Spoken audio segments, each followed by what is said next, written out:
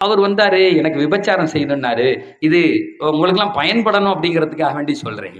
உடனே நாயகம் ஸல்லல்லாஹு அலைஹி வஸல்லம் அவர கூப்பிட்டு உட்கார வச்சு ஒரு கவுன்சிலிங் குடுக்குறாங்க. "ஏப்பா, நீ ஒரு தப்ப செய்யணும்னு நெனச்சா, உன் தாயோடு யாராவது ஒருவன் இதே மாரி தவறு செய்றத நீ ஏத்துக்குவியான்னு?" கேட்டாங்க. அவர் சொன்னாரு, "மாட்டேன் யா ரசூலல்லாஹ்.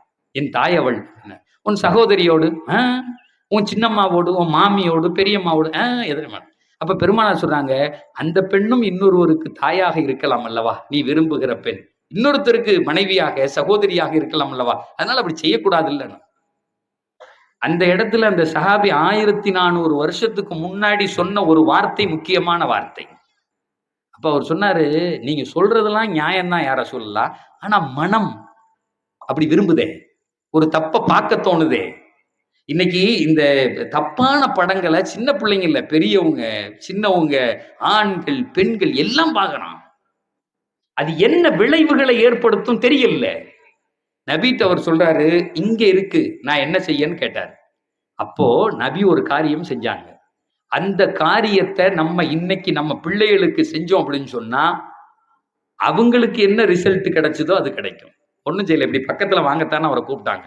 தன்னுடைய முபாரக்கான அந்த நுபுவத்தினுடைய கையெடுத்து அவர் நெஞ்சில வச்சாங்க.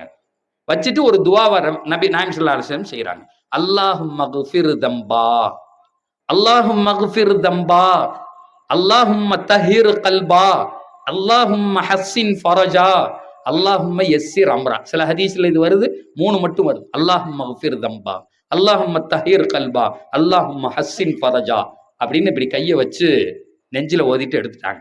அவர் சொல்றார், "என் வாழ்க்கையில் என் மனைவியை தவிர இன்னொரு பெண்ணை நான் இச்சையோடு அல்லது ஆசையோடு பார்த்ததே இல்லை. அழகானவளாக எனக்கு தெரிந்ததே இல்லை. என் வாழ்க்கை முழுக்க என் மனைவி மட்டுமே என் கண்ணுக்கு அழகியாக தெரிந்தால் நான் வாழும் காலம் எல்லாம்ங்கிறார்." சகோதரர்களே, நீங்க தெரிஞ்சோ தெரியாமையோ நம்முடைய வாலிப பிள்ளைகள் ஆணோ பெண்ணோ பக்கத்துல உட்கார்ந்து ஓதணும். உங்கள் பிள்ளைகள் பாதுகாக்கப்படுவார்கள்.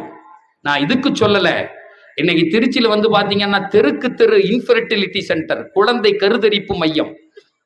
அன்னைக்கு ஒரு டாக்டர் பேசிட்டு இருக்கும்போது அவர் சொன்னார், இன்னைக்கு இந்த குழந்தை வைக்க முடியாம போறதுக்கு காரணமே அந்த படங்களை பார்க்கிறதும் லாகிரி வஸ்துகளை சாப்பிடுறதும் தான். இந்த என்னன்னு தெரியாம அந்த எதையாவது ஒன்ன சாப்பிடுறதும் இந்த படங்களை பார்ப்போம்.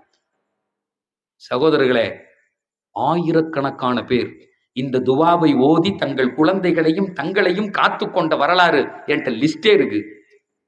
வேற ஒண்ணும் செய்ய வேணாம். இந்த 3 வார்த்தையை உங்க பிள்ளைகள் இருக்கும்போது சொல்லணும். நம்ம சொல்ற வார்த்தை வேலை செய்யாது. நீ உன் பிள்ளைய கூப்பிட்டு 1000 தடவை நீ உபதேசம் செய்தாலும், யார விட்டு உபதேசம் செய்ய சொன்னாலும் ஏறாது. 1400 ஆண்டுகளாக இந்த சமூகம் இந்த வார்த்தைகளை கொண்டு பயனடைகிறது. உங்க பிள்ளைகளுக்கு பக்கத்துல உட்கார்ந்து ஓதுங்க. அதுக்கு பக்கத்திலே போமாட்டான். நாளைக்கு திருமணம் முடித்தாலும் ஆணோ பெண்ணோ குழந்தைகளை அவர்களாக பெறுவார்கள். ஆஸ்பத்திரியில போய் நிக்க வேண்டியதில்லை.